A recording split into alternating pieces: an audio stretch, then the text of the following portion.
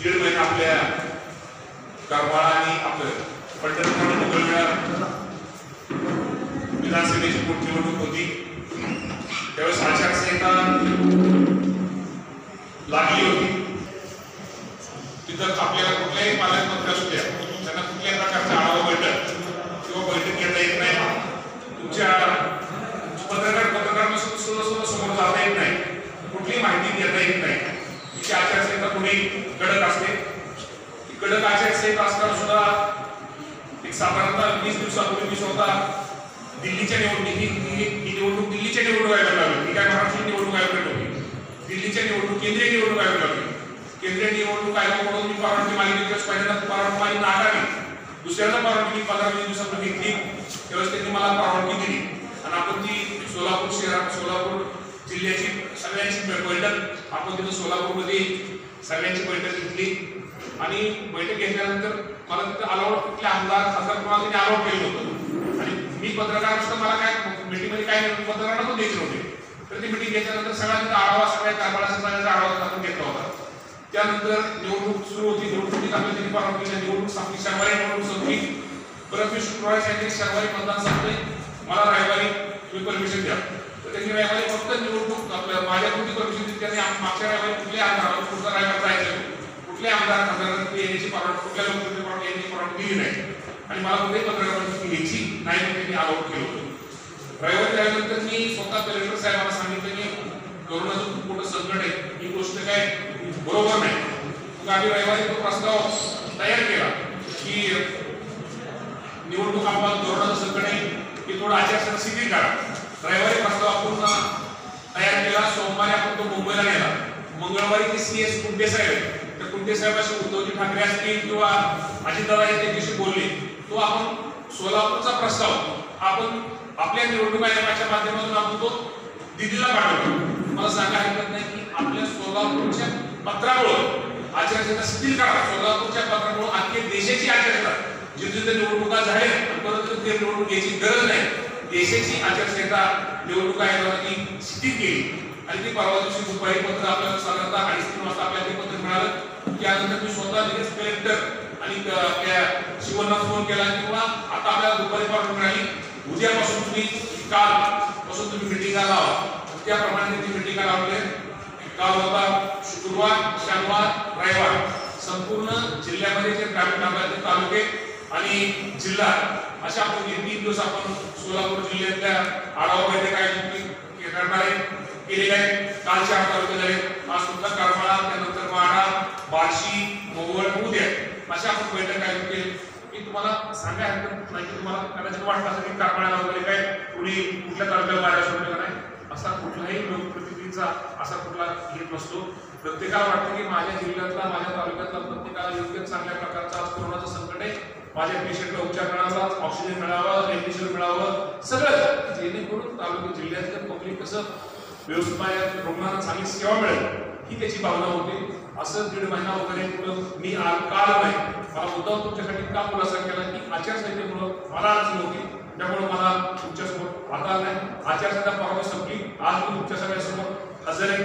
शेवटी पालकमंत्री आणि नात्यानं सगळेच पालकमंत्री हे जिल्हा लेवलला बैठक घेत असतात, जिल्हा लेवलला त्याप्रमाणे सूचना देत असतात। तरी माझा एक थोडा स्वभाव वेगळा आहे, मला असं लोकात जावं, मला एक आवड आहे, शासनाचा प्रतिनिधी मी असल्याने मला पहिल्यापासून आवड आहे की शेवटी गरिबांची सेवा ही ईश्वर सेवा आहे, त्याला मानणारा मी कार्यकर्ता आहे की मी खूप लहानपणापासून मला ती पहिल्यापासून सवय की लोकांना जायचं, लोकांना आपल्याला कशी मदत होईल ही एक माझा स्वभाव असल्यामुळे आज आपण तालुका सगळ्या बैठका सगळ्या आपण घेतलेल्या आहेत। त्यामुळे पहिल्यांदा माझ्या पत्रकार बंधूंनी माझा तो एक थोडा गैरसमज तो मनातला काढून टाकावा की 1.5 महिना 2 महिना करमाळ्याकडे कुणी लक्ष का दिलं नाही, पालकमंत्री कुठं काय, शेवटी पालकमंत्री हा जिल्हा लेवलच असतो, तालुका लेवलला ते त्या प्रकारचे आमदार असतील, झेडपीचे अध्यक्ष असतील, इथले सभापती असतील, इथले नगराध्यक्ष असतील, इथले CO असतील, इथले सगळे असतील।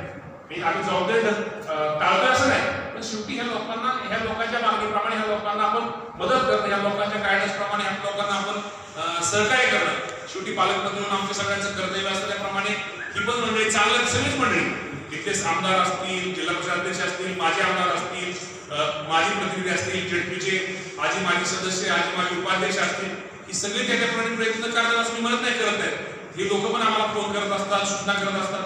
मी जरी आचारसंहितेत जरी मीटिंग मला नाही घेता आली तरी मी कलेक्टरशी फोन होऊन शिवनशी फोन होऊन माझं चर्चा असते. आज जिल्ह्यात काय परिस्थिती, करमाळ्यात परिस्थिती काय, माड्यात काय, बार्शीला काय, आपल्याला कुठलं काय काय केलं पाहिजे, या गोष्टीत आम्ही नेहमीच एकमेकाचा आमचा डायलॉग असतो की जेणेकरून हे कसं बंधून हे संकट हे खूप मोठं संकट आहे आणि ह्या संकटाला आपण सगळ्यांनी एकत्रित सामना पाहिजे. आणि शेवटी आपण शेवटी पत्रकारांनी जर पॉझिटिव्ह लोकांना लिहिलं तर शेवटी त्या एखादा कोरोना त्याची सुद्धा इच्छाशक्ती वाढते, पॉझिटिव्ह वाढते. तर आपण म्हटलं हे सीसीसी खराब आहे, हे सीसी तर लोक ते त्या सेंटरमध्ये येणार आहेत. त्यामुळे मला पत्रकार म्हणून विनंती करायची की तुम्ही थोडं दिवस खूप नाजूक आहे.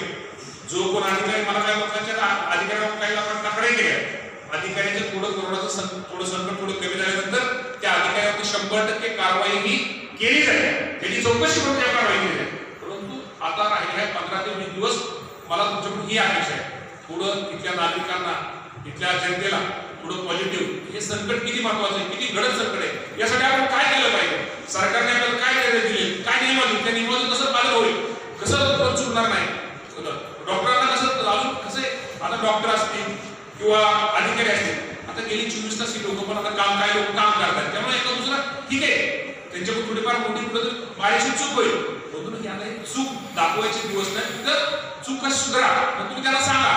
म्हणजे चूक दाखवून कुठंतरी काही गुण चालला पाहिजे, तर त्यांना कसं आपल्याला त्यातनं करून हे आपल्या जे आलेले संकट आहे, ते संकट कसं आपल्याला या संकटाचा मुकाबला, हे संकट कसं परतून लावायचं, यासाठी तुमच्या सगळ्यांची पहिल्यांदा मी तुम्हाला विनंती करतो माझ्या पत्रकारांमधून, यासाठी तुमच्या सगळ्यांची साथ, तुमच्या सगळ्यांचं सहकार्य आणि जे काही ज्येष्ठ आहेत त्या सगळ्यांचा आशीर्वाद आमच्या सगळ्या पदाधिकारी अधिकाऱ्यांना आणि प्रशासकीय अधिकाऱ्यांना तुमचा आम्हाला हवा आहे. निश्चित प्रकारे प्रत्येकजण काम करतोय. आज तुम्हाला मी सांगतो की रेमडेसिवीर इंजेक्शनचा तुटवडा आहे, सगळी चर्चा झाली, 100% तुटवडा आहे. मगाशी मी त्यांना सांगितलं की यासाठी मुख्यमंत्री असतील, उपमुख्यमंत्री असतील, आम्ही कॅबिनेट मंगळवारची मीटिंगमध्ये हा विषय सगळ्या मंत्र्यांनी टाकला. हा काय आपल्या करमाळा किंवा सोलापूर जिल्ह्याचा विषय नाही, हा संपूर्ण राज्याचा विषय, राज्यामध्ये तुटवडा आहे. त्या बाबतीत आम्ही जोरात सांगितलं, स्वतः मुख्यमंत्री उपमुख्यमंत्री ज्या रेमडेसिवीर उत्पादन करणारे मालक आहेत, ज्या कंपन्या आहेत, त्या मालकांना गुजरातवरून आपण मुंबईला त्यांनी बोलवलं. त्यांनी आपल्याला आश्वासित केलं की आम्ही हा जो रेमडेसिवीर उत्पादन होतं आम्ही वाढवू, म्हणजे त्याचं उत्पादन आम्ही वाढवू आणि आपल्याला साधारणतः शुक्रवार शनिवारपर्यंत आजपर्यंत अपेक्षित होती की तो साठा वाढेल. पण त्यात तोपर्यंत काय झालं की केंद्र सरकारने त्या कंपन्या त्यांच्यावर हे घातलं की बाबा आता तुम्ही वाटत नाही करायचं, केंद्र सरकार वाटत करणार. त्यामुळे जो आपला थोडा अजूनही थोडा कमी, त्या बाबतीत सुद्धा राज्य सरकारच्या माध्यमातून केंद्र सरकारला तो पाठपुरावा केला जातोय. त्यांना सांगितलं जातं की सगळ्या राज्यात, देशामध्ये सगळ्यात रुग्ण कुठल्या राज्यात जास्त आहेत ते महाराष्ट्रात जास्त आहेत, तर महाराष्ट्रात आम्हाला रेमडेसिवीर ज्यादा पाहिजे, यासाठी मुख्यमंत्री उपमुख्यमंत्री आरोग्यमंत्री हे सतत पाठपुरावा करतायत. साधारणतः 1-2 दिवसात आपल्याला चांगले यश येईल अशी अपेक्षा आपण करूया. रेमडेसिवीरचा 100% तुटवडा आहे, ऑक्सिजनचा पण तुटवडा आहे, ऑक्सिजन तुटवडा सगळीकडे आहे. यासोबत मग मी आज सांगू, आज कलेक्टरना आपण येऊन दिलं नाही, तुम्ही सांगितलं तुम्ही तिथं बसा, मी स्वतः करणाऱ्या सगळ्या जाऊन बैठक घेतो, तुम्ही फक्त ऑक्सिजन आणि रेमडेसिवीर कसं आपल्याला जास्त मिळेल यासाठी आपण प्रयत्न करा. यासाठी मी कलेक्टरना सूचना दिली, त्यांना मीटिंगला येऊन दिलं नाही की आपल्याला ऑक्सिजन असून कुठला पेशंट आपला कुठला त्याचा जीव जाणार नाही, याची काळजी घेण्यासाठी आपण थांबवलेलं आहे. दुसरा विषय राहिला लसीकरणाचा. तुम्हाला सांगतो लसीकरणाच्या बाबतीत तुम्हाला सांगतो, आपल्याला पूर्वी लस जास्त होती, पण आपल्याकडे लोक ते लस घ्यायला लोक थोडी नाखुश होती, लोकांनी पहिल्यांदा लस आपली घेतली नाही. त्यामुळे आपल्याला तिथे लसीचं एक डेट असेल, आपल्याला काही लस आपल्याला मागायला द्यावी लागेल.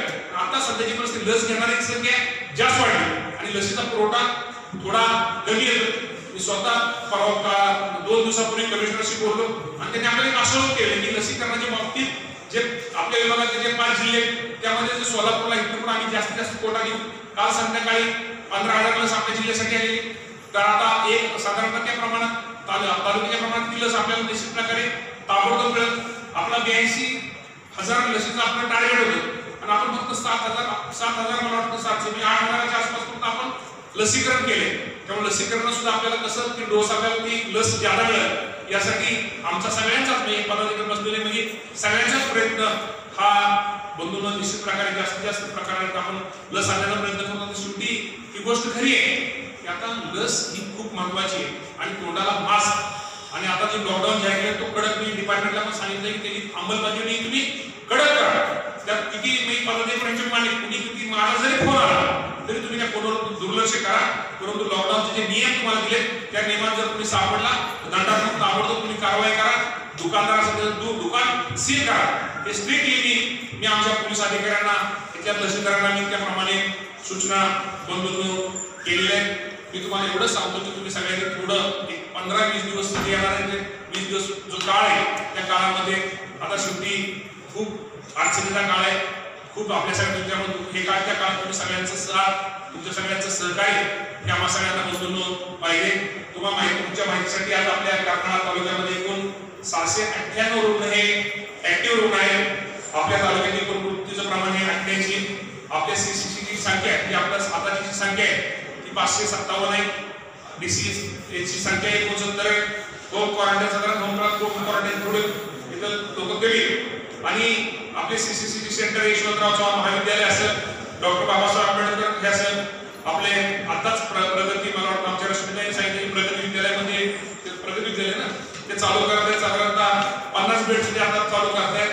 त्याचप्रमाणे कोर्टी जेऊर ते पण आता केक लाईन ढाचे असं एकंदर जेणेकरून जेडसीसी आणि डीसी आपल्याकडे चालू करतात. डीसीच्या बाबतीत कमलाई हॉस्पिटल असेल, उपजिल्हा रुग्णालय असेल, शहा हॉस्पिटल असेल, हिथं आपण त्याप्रमाणे करतोय की जिथं जेणेकरून आणि मोठ्या ग्रामपंचायत की ज्यांची लोकसंख्या 5000 पेक्षा जास्त आहे आणि त्यांनी जर तिथं हे केलं तर जिल्हा परिषद असेल किंवा आमच्या शासनाच्या माध्यमातून तिथं पण मोठ्या ग्रामात आपण शिक्षित चालू करण्याचं आपण तिथं करतोय. आणि तिथं शिक्षित चालू केल्यानंतर तिथल्या खाजगी डॉक्टरांची किंवा तिथल्या देशी डॉक्टरांची सेवा घेऊन तिथला जो औषध उपचार आपण ग्रामीण करतो मोफत करणार आहे तो आपण शासनाच्या माध्यमातून आपण त्यांना औषध पुरवठा हा आपण त्यांना करणार आहे.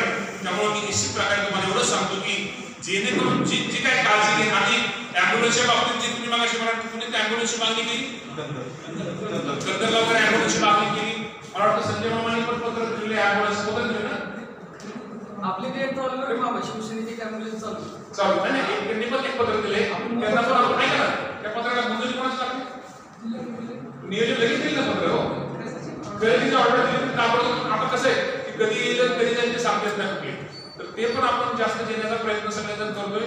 बंधून मला तुम्हाला एकच सगळ्यांना सांगायचं की आता पत्रकार बंधूंना सांगायला हरकत नाही. कदाचित पत्रकार बंधूंचा माझ्याबद्दल गैरसमज झाला असेल परंतु हा पालकमंत्री असा नाही. त्या पालकमंत्र्याला 100% जनतेत जाऊन गोरगरिबात जाऊन असं जिल्ह्यावर सोलापूरला शहरात जिल्ह्यावर जाऊन अशा गप्पा काय बैठक आढावा बैठक घेण्याचा नाद नाही. त्याला तुम्ही म्हणला नव्हता केमला चला कंदरला चला कुठं चला केमला नाही बारा तुम्ही 200 एखादी आमच्या एखाद्या पारदेवस्थित जर तुम्ही म्हणला चला क्वारंटाईन पॉझिटिव्ह तर आमच्या गरीब पारदेवस्थित जायला पालकमंत्री हा कमी पडणार नाही. मला पत्रकार म्हणून हे गोष्टी सांगायला कसं असतं तो माणूस काम करतो ना त्याला अशी तळमळ असतो आणि काम म्हणजे मला ही भेटी बैठक तुमची कोरोनाची आढावा बैठक जरी काल आजच्या संपली मला आता सगळी ज्येष्ठ मंडळी समोर दिसतात पत्रकार मला ही बैठक मला सोलापूर शहरामध्ये त्याच्यामध्ये मला चांगल्या ह्याच्यामध्ये घेता आलेलो असते परंतु मी तो विचार केला मला शेवटी प्रत्येक तालुक्यात जाऊन प्रत्येक आणि खरं तर निवडणुकीमुळे ही अडचण होती. तुम्हाला लोकांना माहिती असावं मी परत डबल काय करतोय जरा कारबाळ्यात थोडं काय जर असं थोडं काय चुकीचं पण असं चुकीचं नाही असा म्हणजे थोडा आहे पालकमंत्री आपला थोडासा आला सुद्धा थोडा काय गोष्टी जरा समजून घ्या आणि कोरोनाचं संकट त्यामुळे काय लेख आपण दुसरे राजकीय जर विषय असते ना साहेब ह्याच्याशी खूप गप्पा टापा मारल्या असत्या खूप मस्त मिटिंग असतात हे दिवस आहेत हे गप्पा टापा ह्या काळात इथल्या कारवाडा तालुक्यातल्या जनतेला या कोरोनाच्या काळात एक आधार द्यायचं त्यांच्यातला एक कॉन्फिडन्स त्यांची इच्छाशक्ती वाढत दिवस तेव्हा बाकीचा राजकीय विषय पाहतो आणि राजकारण आपण जरूर राजकारण करू राजकारण करण्याची ही वेळ अजिबात नाहीये. आपण म्हणून ह्या बाबतीत निश्चित प्रकारे आपण चांगल्या आणि मला सगळ्यांना ह्या स्टेजवर सगळ्यांना विनंती करायची तर सर्वपक्षीय मंडळी मागे पुढं की बाबांनो नंतर आता महिनाभर कुणी राजकारण करणार कोण काय देत असेल कुणी हे करत असेल ना एखादा डॉक्टर तुम्हाला एखादा आपल्याला सीसी सेंटर चालू करत असेल ना तुम्ही पालकमंत्री म्हणून सांगा मी स्वतः त्याला फोन करतो मी स्वतः ते राजेश कसे म्हणलं की ऑक्सिजनसाठी केंद्राला माझी पाया पडण्याची तयारी पण मला ऑक्सिजन देणार तसा जर एखादा माझा डॉक्टर ज्येष्ठ डॉक्टर जर तिथं माझ्या कर्माया भागासाठी चांगलं कोविड हॉस्पिटल काय चालू करत असेल यात हा पालकमंत्री त्यांच्या पाया पडायचं ह्या पालकमंत्र्याची तयारी त्यात कुठं कमी पाण्यात मोठे पाण्यात कुठं ते पण नाही एवढं असं आम्ही थोडं हे करतो पण थोडं कोरोनामुळे तुम्हाला लोकांना ते पालकमंत्र्यांना थोडं आपलं आचारसंहिता दिसलं नाही त्यामुळे काय गोष्टी सगळ्यांनी जरा समजून घ्या आणि चौरे साहेब ना आवाज लय मोठा आहे तुमचा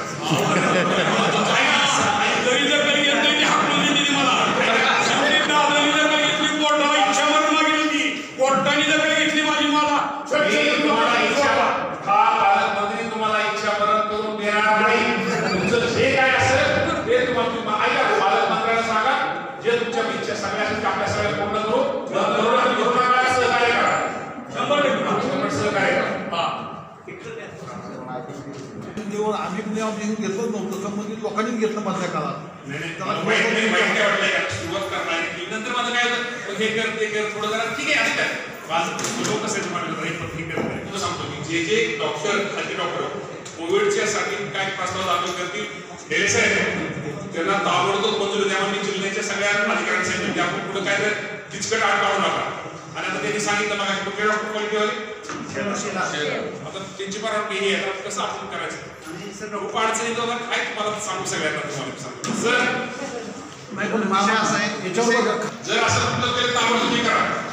आता आपण आणि समजा तुम्ही जर पैसे दिले असते तर जर चुकीचं बिल टाकलं त्याचं बिल सुद्धा मागे पैसे मागे ते महत्वाचं फक्त पावती वगैरे सगळे घ्या त्यांच्याकडून.